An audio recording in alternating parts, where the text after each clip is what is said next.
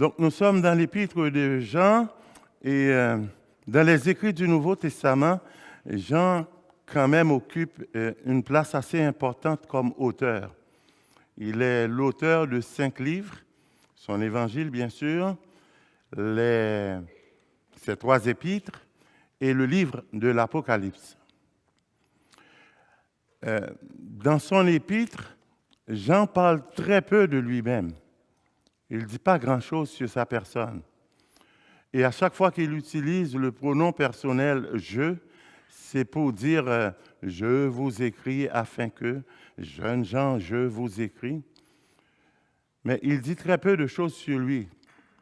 Mais à travers ses écrits, Dieu aussi dévoile le cœur de son serviteur. Dieu s'est choisi quelqu'un qui va écrire de la dimension qu'il a connue le Seigneur aussi, de la même dimension. Jean ne se nomme même pas comme auteur, il ne s'identifie pas comme auteur, mais il s'identifie comme un témoin, ce que nous avons vu, ce que nous avons entendu. Donc son enseignement est de première main, puisqu'il l'a reçu de première main, de la main du Seigneur, de la bouche du Seigneur. Une bouche, lorsqu'elle parle, la vie est créée. Donc ce matin, on va jeter notre regard un peu sur la personne de Jean, de voir comment Dieu a utilisé son serviteur pour sa gloire, comment il a transformé sa vie et aussi nous édifier, à savoir que Dieu dispose aussi de cette même grâce pour vous et moi ce matin. Jean, comme nous savons, c'est l'homme de la communion avec Dieu. C'est l'homme de l'intimité avec Dieu. Dans son épître, il ne cesse d'encourager les saints à entrer dans une communion avec Dieu, à tisser une relation avec Dieu. Parce qu'il sait très bien que c'est là qu'on va trouver notre bonheur. Tout notre bonheur se trouve dans cette intimité avec Dieu. Nos cœurs seront comblés, nos âmes n'auront plus soif. Jean le sait et il exhorte, il veut que le peuple de Dieu connaisse aussi ce bonheur-là. Il est l'homme de l'intimité. Dans son évangile, il rapporte aussi des passages intimes que le Seigneur Jésus-Christ connaissait avec son Père. Entre autres, un des passages qui est un cadeau pour vous et moi, c'est la prière sacerdotale dans Jean 17. C'est un temps intime entre Jésus-Christ et son Père. Jésus-Christ dans son humanité et son Père. Et le Saint-Esprit s'est servi de Jean pour nous décrire cette scène-là et nous rapporter le contenu de cette prière-là qui, à mon avis, est la plus belle prière du monde. Où ce qu'on voit le cœur du Seigneur alors qu'il est à la veille de la crucifixion, mais il prie pour les siens et il prie pour nous parce qu'il dit aussi pour ceux qui croiront. Nous sommes dans la Bible. En réalité, tous les hommes sont dans la Bible. Et ce temps d'intimité, c'est Jean qui nous le rapporte. Normalement, le Seigneur prie à son Père. Un temps d'intimité. On ne devrait même pas savoir qu'est-ce qu'ils se disent, en toute logique. Mais le Saint-Esprit nous rapporte ces paroles-là parce que le Seigneur veut embrasser son peuple. Et il veut dire à son peuple, je veux que vous goûtez à la même intimité que moi et le Père, on connaît. Je vous embrasse avec moi dans cette prière. Jean, c'est aussi l'homme de la famille spirituelle. Il se soucie de l'unité de la famille spirituelle. À plusieurs occasions, il va citer Dieu comme étant un père qui aime ses enfants. À combien de fois, lorsqu'on lit cet épître, on parle du Père et de ses enfants, d'un Père et de ses enfants? Ce qui nous dit aussi que l'Église de notre Seigneur Jésus-Christ ne sera jamais considérée comme un orphelinat spirituel, parce qu'il a la présence de son Père au milieu d'eux. Dieu est au milieu de son peuple. Et qu'est-ce qu'il fait au milieu de nous? Bien, les choses qu'il est habitué de faire. Nous enseigner, nous guérir, nous consoler, nous combler de sa présence, nous reprendre aussi, nous redresser. Et on doit lui donner carte blanche à cela, sachant qu'il nous aime. Il est là pour nous donner sa paix, et même une paix au cœur de la souffrance, ce que le monde ne peut pas expérimenter. Le monde, lorsqu'il souffre, il n'est pas en paix. Même au cœur de nos épreuves, Dieu nous donne sa paix. Et c'est ça qu'il fait au milieu de nous. C'est lui qui attire les gens vers lui.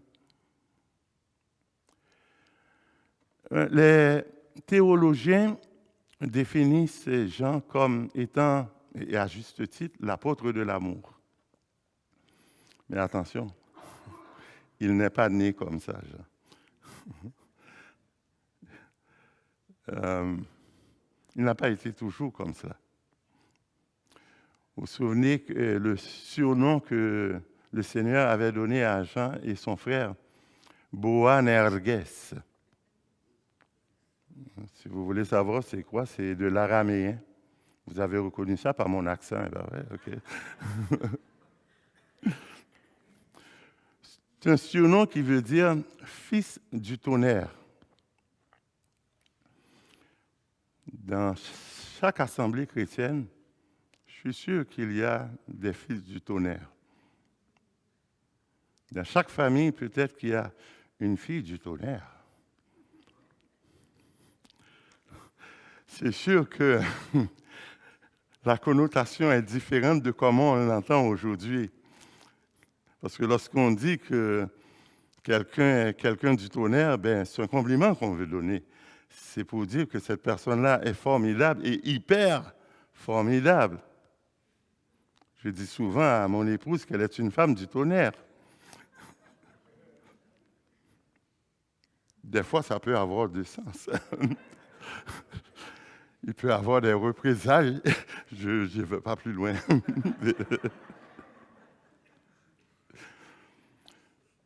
Mais ce n'est pas comme ça que le Seigneur l'entend lorsqu'il dit « fils du tonnerre ». L'expression « fils de », c'est une expression de la tradition sémitique. C'est les Sémites qui avaient l'habitude de le dire. Lorsque quelqu'un possédait des qualités, il était fils de ces qualités-là. Lorsque quelqu'un possédait un caractère, il était fils de ce caractère-là. Et Jean et Jacques étaient des fils du tonnerre. Ils possédaient les qualités du tonnerre. Et quelques événements de leur vie peuvent nous faire comprendre pourquoi le Seigneur leur a donné ce surnom, fils du tonnerre. Si on se souvient d'abord dans Matthieu 20, 20, et tout ce qui précédait, où il y avait une grande discussion animée entre les apôtres, à savoir lequel de nous est le plus grand. Donc, pour eux, c'était important de savoir ça. Donc, et Jean et Jacques ont usé de stratagèmes. Ils sont passés par la bande en envoyant leur mère pour soutirer cette faveur-là. Le Seigneur voit cela. Il leur donne une illustration d'un petit enfant. Et les disciples étaient en maudit. Ah ouais. Dans notre version, c'est écrit indigné, mais il y avait des flegmes dans l'air. Il y a un autre épisode aussi où il y a quelqu'un qui chassait des démons au nom du Seigneur Jésus-Christ. Et Jean va prendre la parole, il dit, Seigneur, nous l'avons empêché de le faire, il ne veut pas nous suivre. Mais Jean le dit comme s'il venait de faire une bonne action. Le Seigneur lui dit, non, non, il n'est pas contre vous, il est même pour vous. Donc on voit un excès de zèle dans le caractère de Jean. Il va faire des actions disproportionnées. Et bien entendu, ce fameux épisode où le Seigneur devait s'en aller à Jérusalem, mais il devait passer à la Samarie.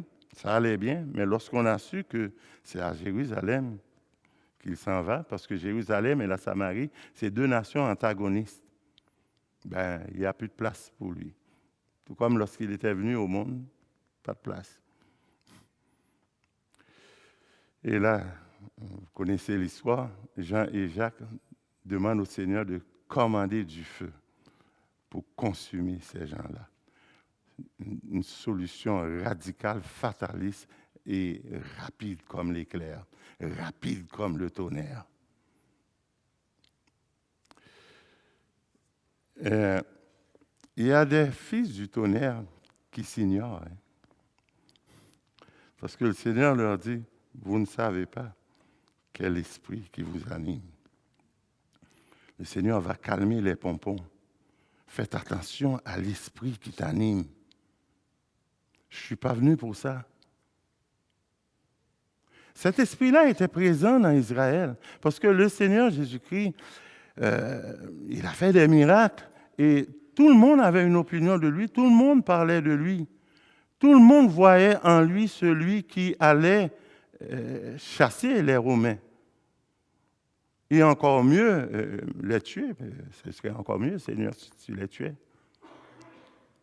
C'est pour ça que le message du Seigneur il est d'un paradoxe extraordinaire.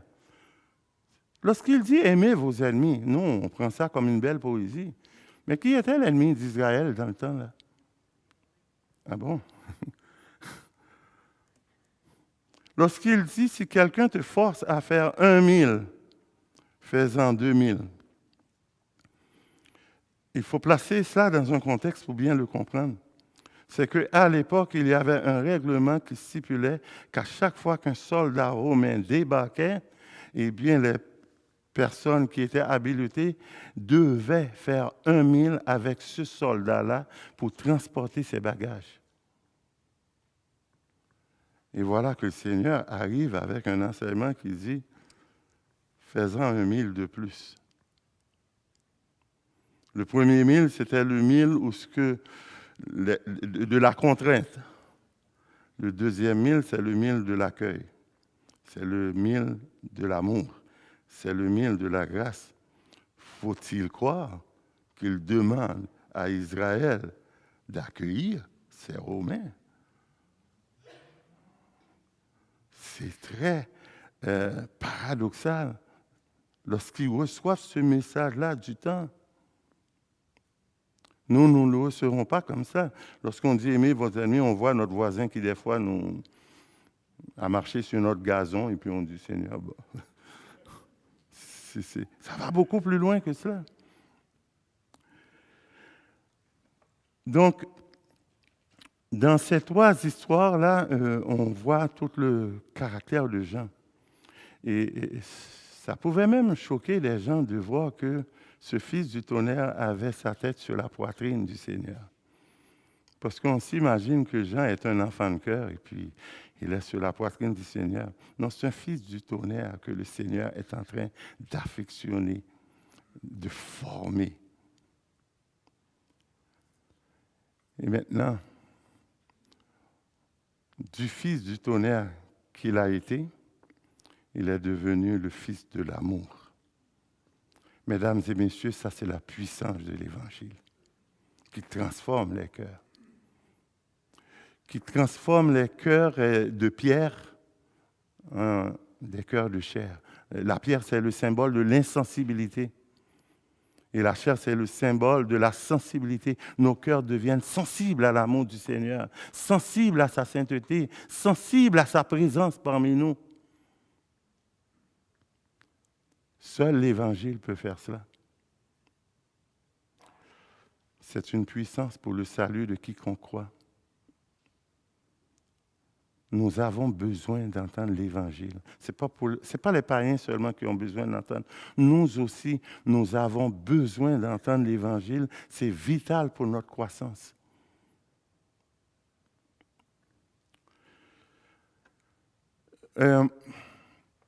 Jean, lorsqu'on regarde comment Dieu l'utilise à travers ses écrits, on peut dire qu'il est aussi un pasteur, un berger.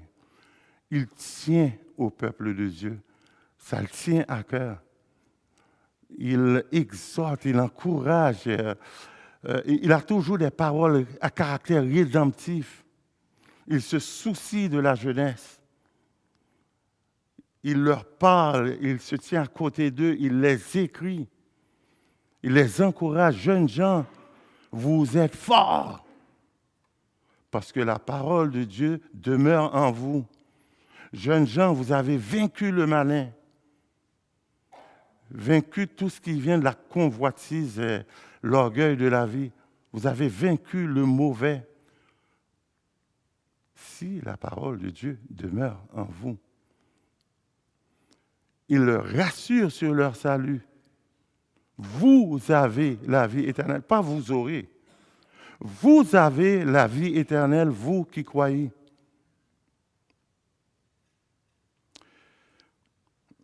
Et lorsqu'il dit ça, il y a tout l'arrière-plan. Israël était sur tutelle pendant 1300 ans. La loi, Israël est sur la loi. Beaucoup avaient développé un salut qui pouvait provenir des œuvres. Et c'est cet arrière-plan qu'ils ont. Et là, Jean va dire, non, vous qui croyez. C'est ça l'évangile de Jésus-Christ. Vous savez, l'évangile de la prospérité, c'est l'évangile de la malédiction. Ouais. Je vais poser une question théorique, vous n'avez pas besoin de répondre, la réponse est évidente.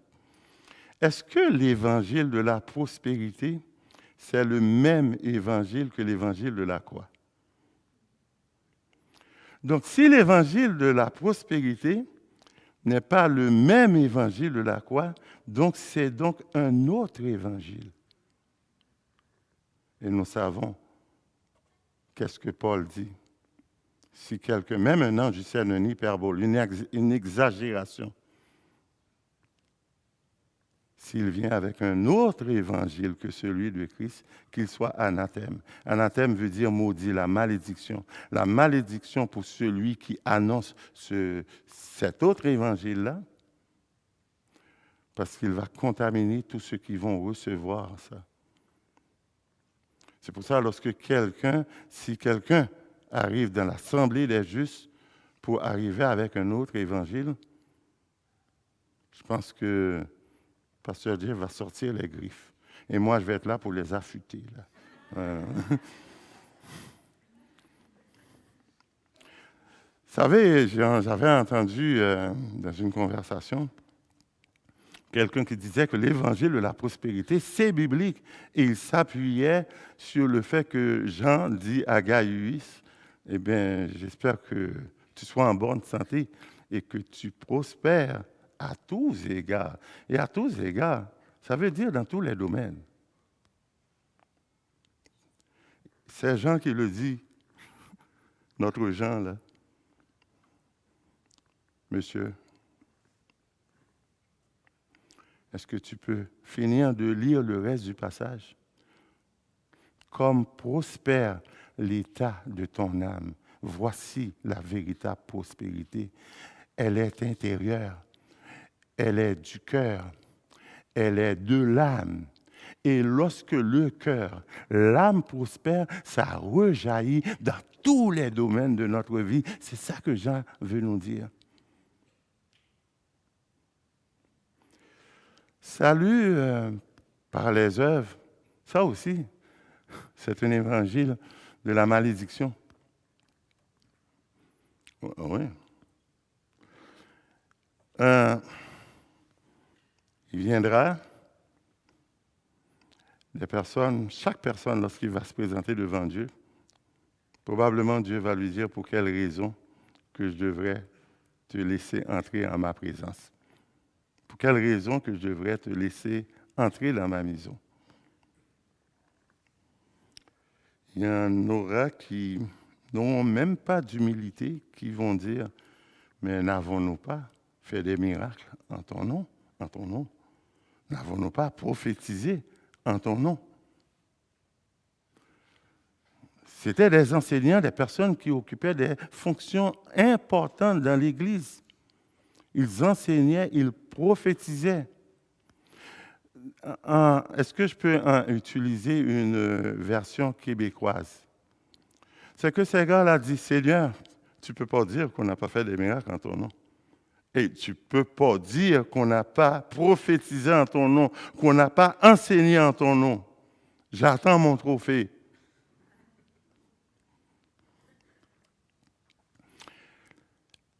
Ils ont présenté ou ils ont parlé de leurs œuvres. Ils n'ont pas parlé de ce que Dieu a fait pour eux. Ils parlent de ce que eux font pour Dieu. Ils ont présenté leurs œuvres.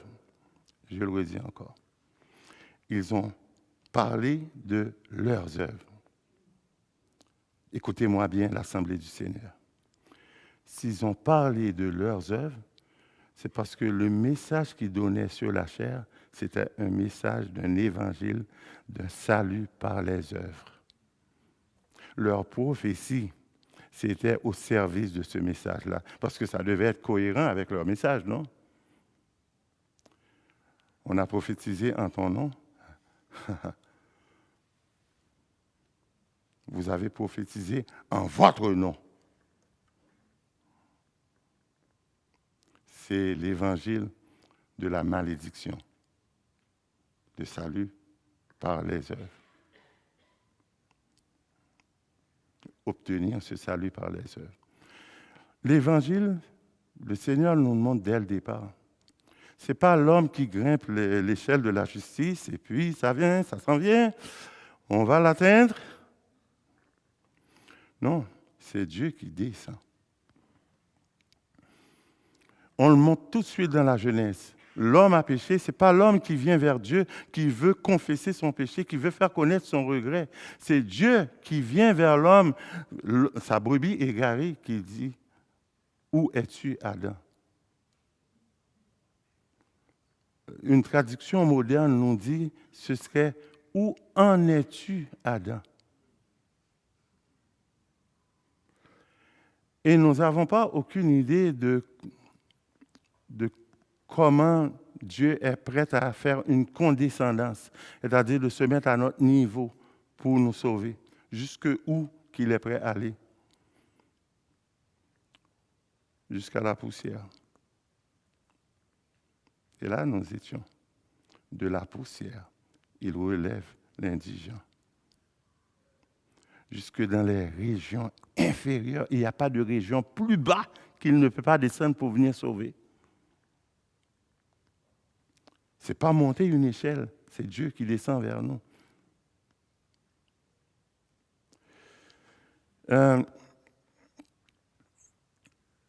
C'est sûr que dans la dimension présente de notre salut, il y a la sanctification.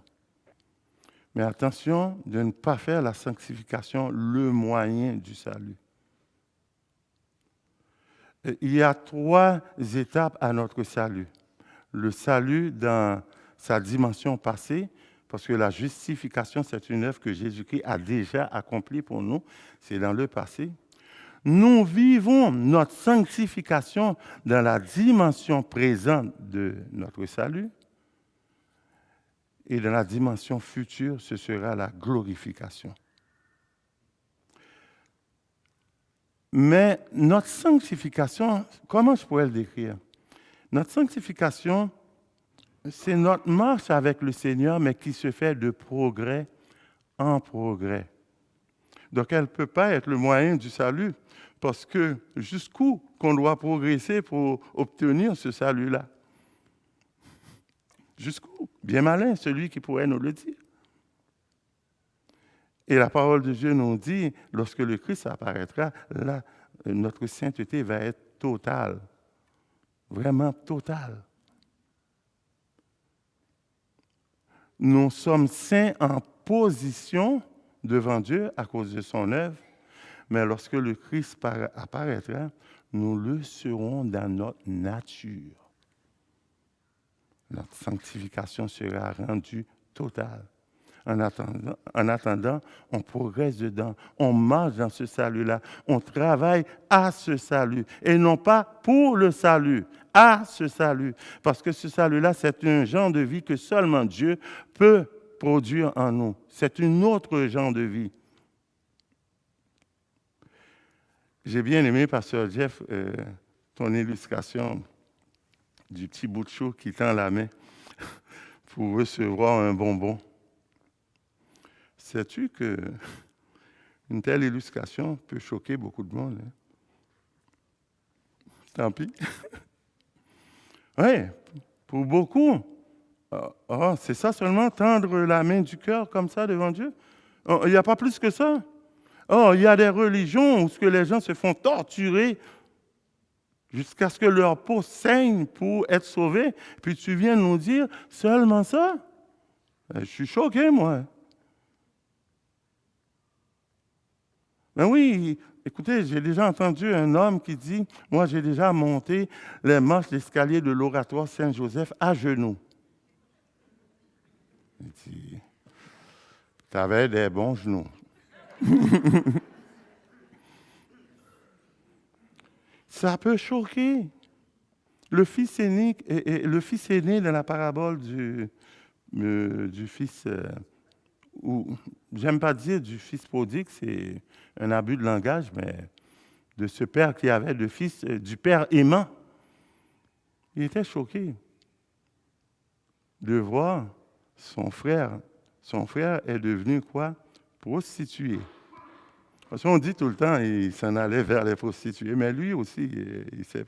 Celui qui s'allie à la prostituée fait un avec elle, c'est ça. Lui. Donc, c'est un prostitué qui revient à la maison, là.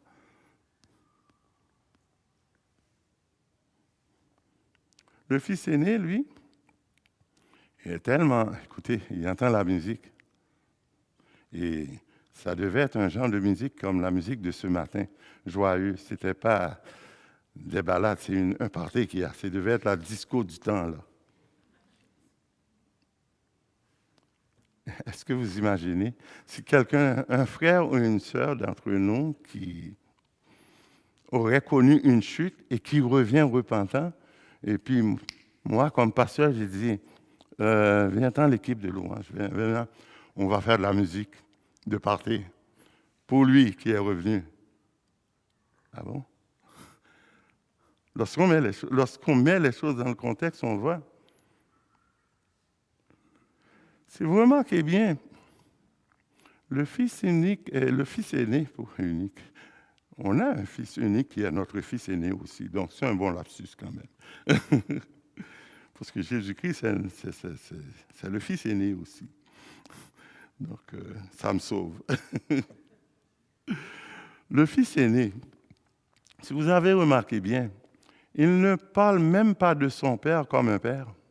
Il parle de son père comme un maître. J'ai servi pour toi ce que j'ai fait pour toi depuis des années. Et lorsqu'il dit « et ton fils », là je vais le traduire en québécois, « et ton chouchou », ouais. Il ne parle pas de lui-même comme un fils. Il parle de lui-même comme un serviteur de ce qu'il a fait. Et puis, bizarrement, l'autre frère, lorsqu'il faisait son introspection, il disait, si je pouvais retourner comme un serviteur. Puis ce que j'aime dans cette histoire, c'est que ça ne finit pas comme un roman à l'eau de rose. Parce que le fils qui était parti doit apprendre à découvrir l'amour de son père. Le fils aîné doit apprendre à découvrir l'amour de son père. Il doit aimer son frère. Il n'a fait aucun accueil à son frère. On laisse la porte pour ça. Telle est l'Église de notre Seigneur. Beaucoup de travail encore à faire.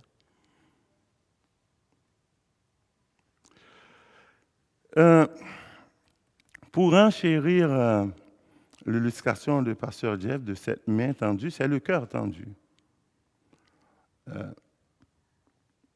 Pasteur Jeff, dans son enseignement la semaine dernière, nous avait dit, ce n'est pas notre foi qui nous sauve.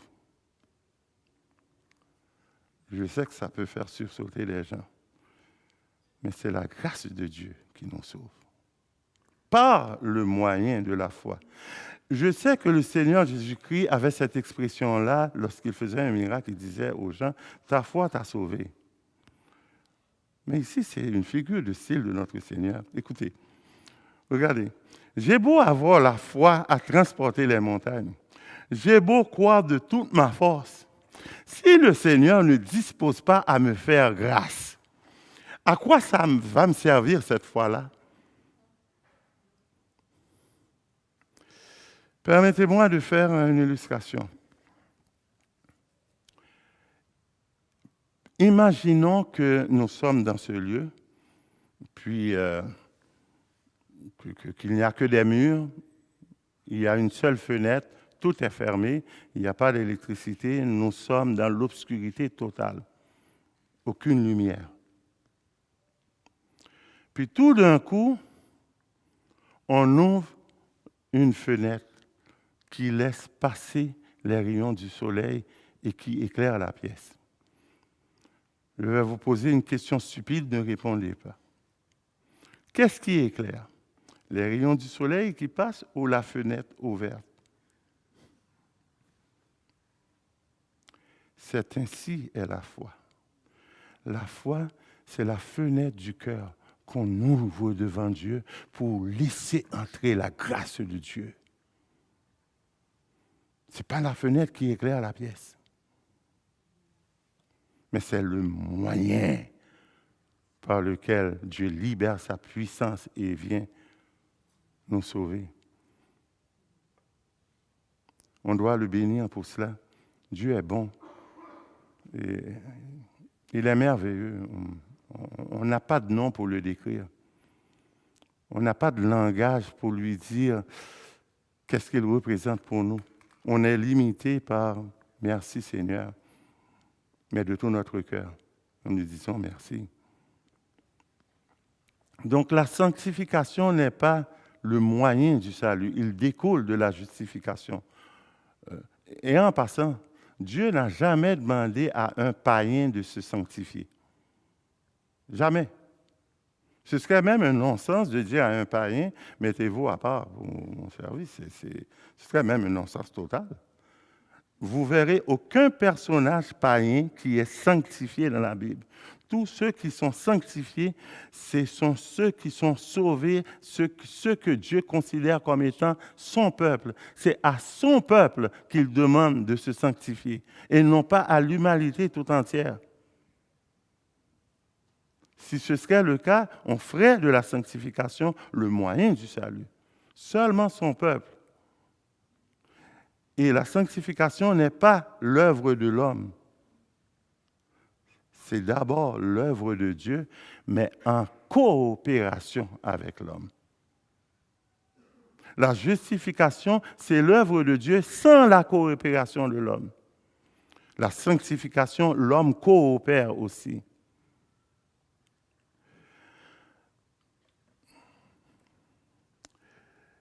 Lorsque on parle de Jean, puisqu'on revient là-dessus, Jean, c'est l'homme par lequel que Dieu tranche. Je crois que dans son épître se trouvent 2 versets qui sont peut-être les plus tranchants de la parole. Il dit, celui qui a le Fils possède la vie. Celui qui n'a pas le Fils ne possède pas la vie. Plus tranchant que ça, tu meurs. Remarquez bien, Jean ne parle pas de ceux qui sont du bon monde ou du mauvais monde. Là. Non, parce que l'enfer est pavé de beaucoup de gens bons. De bonnes gens qu'on dit en français. C'est d'avoir le Fils ou pas. Et un autre verset que je trouve tranchant, cinglant, je peux demander à M. Brousseau de le mettre. C'est Jean 1, verset 15, et l'épître de Jean 1, verset 15, si M. Brousseau peut le mettre pour nous. Et il dit, petits enfants, n'aimez pas le monde, ni les choses qui sont dans le monde. Parce que si quelqu'un a l'amour du Père, si quelqu'un aime le monde, bon, l'amour du Père n'est point en lui. Ce commandement-là, ça demande une certaine maturité pour l'obéir. Ce n'est pas un commandement qu'on peut donner à des petits-enfants. Et là, je ne parle pas de petits-enfants comme Jean nous le dit, mais des petits-enfants en bas âge, 10 ans et moins. Je vais m'expliquer pourquoi. Si vous voyez votre enfant qui est en train de faire quelque chose qui va être néfaste pour lui, qui va amener des désarrois sur sa vie, tout bon père de famille ou toute bonne mère de famille va intervenir. Il va dire, ne fais pas cela. Ne va pas là. Mais on sait très bien que même si l'enfant nous obéit parce qu'il a un peu de crainte pour nous, on sait très bien que la folie qui est dans son cœur est attachée est toujours là. Ici, ce n'est pas seulement ne fais pas cela, mais c'est n'aimer pas cela. Ça va plus loin que l'action. Ça va trouver la racine qui est dans le cœur. Un petit enfant ne connaît pas son cœur encore. Il apprend à connaître son cœur à travers les regards de son parent. C'est un commandement qui tranche et puis des fois c'est cinglant. N'aime pas cela. Parce que si tu aimes ça, tu vas être esclave, ça va créer des addictions. Et ça va être plus difficile de s'en sortir. C'est un commandement étrange quand même, n'aimer pas cela. Parce qu'on est à contre-courant. Parce que, comme philosophie de ce siècle, qu'est-ce qu'on dit? On dit on ne peut pas empêcher un cœur d'aimer. On ne peut pas contrôler nos sentiments. C'est ce qu'on dit. On ne peut pas contrôler les inclinaisons de notre cœur. Et on prend ça pour justifier notre manière de vivre, puisque c'est plus fort que moi. J'aime ça. Mesdames célibataires, si vous trouvez un homme qui veut vous épouser, mais qui ne peut pas contrôler son amour pour vous, faites attention.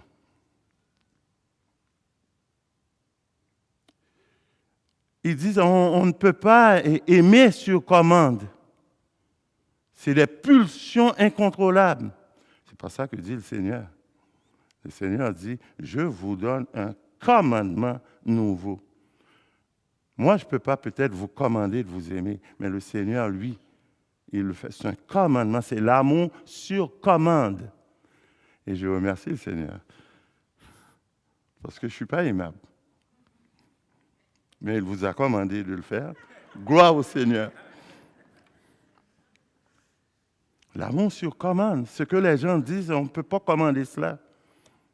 C'est ça l'amour spirituel. Un amour par obéissance.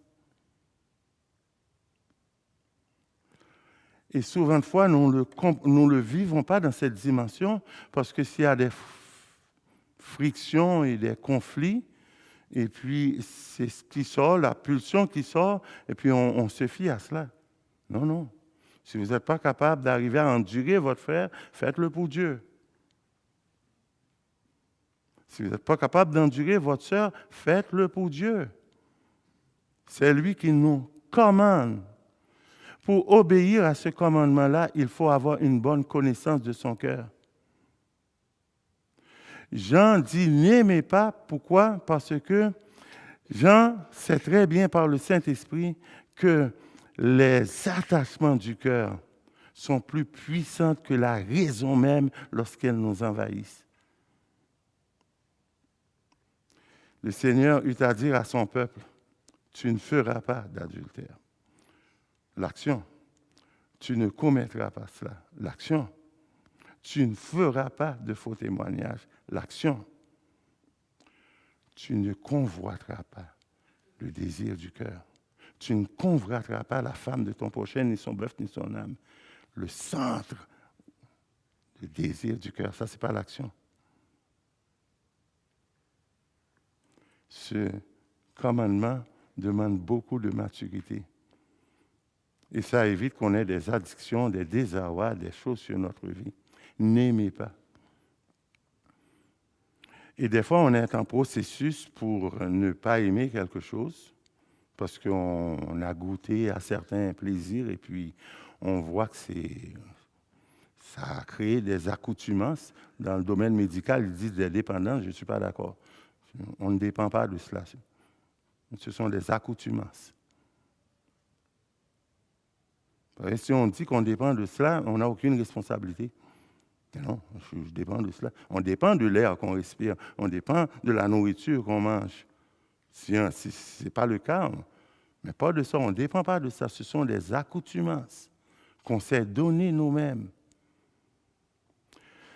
Et je peux comprendre qu'il y a des personnes qui peuvent avoir des addictions contre lesquelles qu'ils sont en train de lutter et que ce n'est pas facile pour lui de dire, comme Jean le dit, n'aimez pas cela. Parce que si mon cœur a des mauvaises inclinaisons, si je lutte de toutes mes forces, comme dit l'apôtre Pierre, les convoitises charnelles, ça fait la guerre à l'âme. Il y a une guerre qui se fait. Et si j'essaie de lutter de toutes mes forces, même si je ne fais pas l'action, la convoitise est toujours dans mon cœur, parce que je suis en train de le contenir. Et à un moment donné, ça va sortir comme un fils du tonnerre. Eh bien, ce que Dieu peut faire, il peut changer les désirs de notre cœur.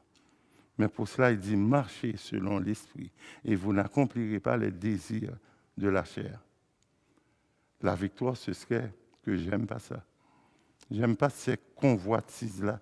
J'aime pas ces choses qui sont basées sur l'orgueil de la vie, c'est-à-dire l'orgueil de la richesse, l'orgueil de la réussite,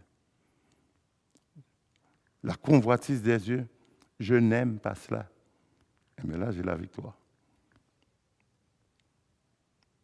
Remarquez bien, Jean dit la convoitise des yeux, convoitise de la chair et l'orgueil de la vie. Le stratagème satanique. C'est ce qui s'était passé dans le jardin. La femme vit que l'arbre est agréable à la vue, convoitise des yeux. Bon à manger, convoitise de la chair. Précieux pour ouvrir l'intelligence, l'orgueil de la vie. Il utilise encore ce même stratagème lors de la tentation du Seigneur dans le désert. Change ces pierres en pain. Convoitise de la chair. Regarde ces royaumes, convoitise des yeux. Et puis plane-toi en bas, parce qu'il y a beaucoup de gens dans le temple. Hein. Si on le voit, le Seigneur se planer là, et puis les anges eux-mêmes, et ça va faire l'orgueil de la vie, ça. Là.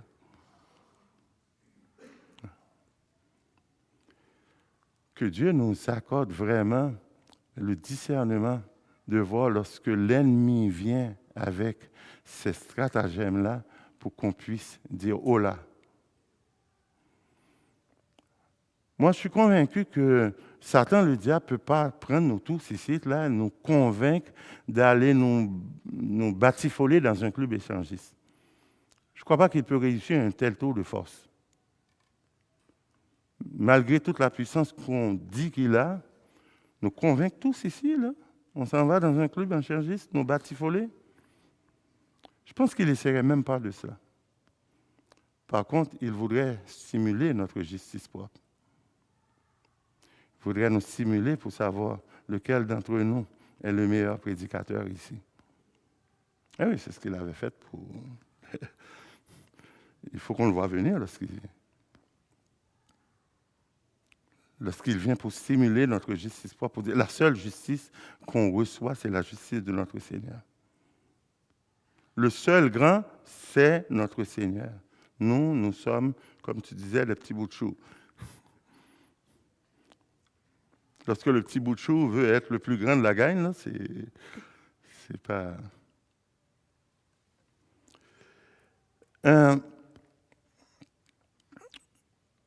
J'avais beaucoup de choses à partager encore, mais je vois que l'heure a été dépassée.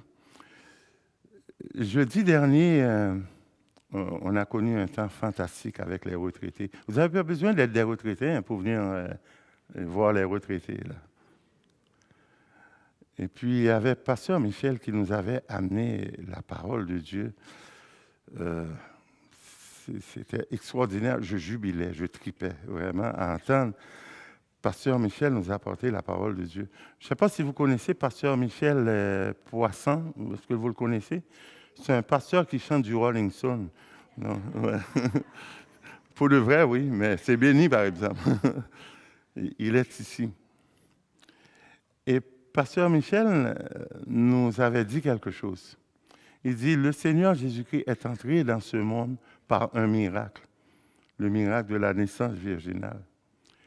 Il quitte ce monde par un autre miracle, le miracle de la résurrection, afin que l'humanité sache qu'il est le Rédempteur, le Messie, l'envoyé de Dieu. C'est-tu trippant, ça? Je trippe. Et c'est ça qu'on doit annoncer au monde. Nous sommes une race élue. Nous sommes une nation sainte. Et on doit annoncer les vertus de Dieu. Quelqu'un a déjà dit, je pense qu'il s'appelle Jimmy Stewart, il dit, le plus grand ennemi de l'Évangile, ce n'est pas la mondialisation, ce n'est pas l'athéisme et tout ce qu'on connaît. Il dit, c'est lorsqu'un chrétien essaye d'entrer dans le ciel incognito sans parler de sa foi. Annoncer les vertus de Dieu. Et pour finir sur la personne de Jean, Jean qui aime le peuple de Dieu va le réconforter à une manière extraordinaire. Il va leur faire savoir leur identité en Christ d'une manière extraordinaire. Si je comprends bien l'enseignement de Jean, de notre identité, Jean dit, nous sommes le Christ. Non pas de manière ontologique, mais par adoption, oui. Nous serons semblables à lui, parce que nous le verrons tel qu'il est. Voilà l'équation de Jean. Tel est notre Seigneur, tel nous serons. Mais cela n'a pas encore été manifesté. Mais lorsque le Christ apparaîtra, nous serons semblables à lui. Nous serons revêtus entièrement de sa nature. Et ce sera la glorification. C'est ça la glorification, d'être semblable à lui, en tout point. La glorification, c'est de recevoir un corps sans la présence du péché. Nous serons semblables à lui sans péché. Je sais qu'on ne peut pas imaginer cela parce qu'on est né dans l'iniquité, mais je pense qu'on va s'habituer assez rapidement. Ouais. Donc, prions le Seigneur. Seigneur, merci pour tant de faveurs imméritées. Merci, Dieu nous a fait ce cadeau extraordinaire. Il nous a donné à nous tous toi-même, Seigneur. Et toi, Seigneur, tu nous as donné ton cœur. Et Seigneur, accorde-nous, Seigneur, de vivre ces réalités-là. Accorde-nous d'être habités par cette réalité de ton amour. Accorde-nous de nous aimer les uns les autres. Accorde-nous de marcher dans la fidélité. Accorde-nous, Seigneur, de marcher comme des fils de la rédemption. Nous ne sommes plus des fils de la rébellion. Tu nous as donné un autre statut, tu nous as pardonné nos péchés. Et comme les chants ont chanté, des orphelins, tu en as fait des fils et des filles. C'est ce que nous sommes. Oui, c'est ce que nous sommes, Seigneur. Cela n'a pas encore été manifesté, mais lorsque tu apparaîtras, nous serons, Seigneur, avec toi dans ta gloire. Et ta gloire brillera sur chacun de nous. Et on te bénit. Sois exalté pour toujours. Et sois béni éternellement, Seigneur. Nous te prions dans le nom de notre Seigneur Jésus-Christ. Amen.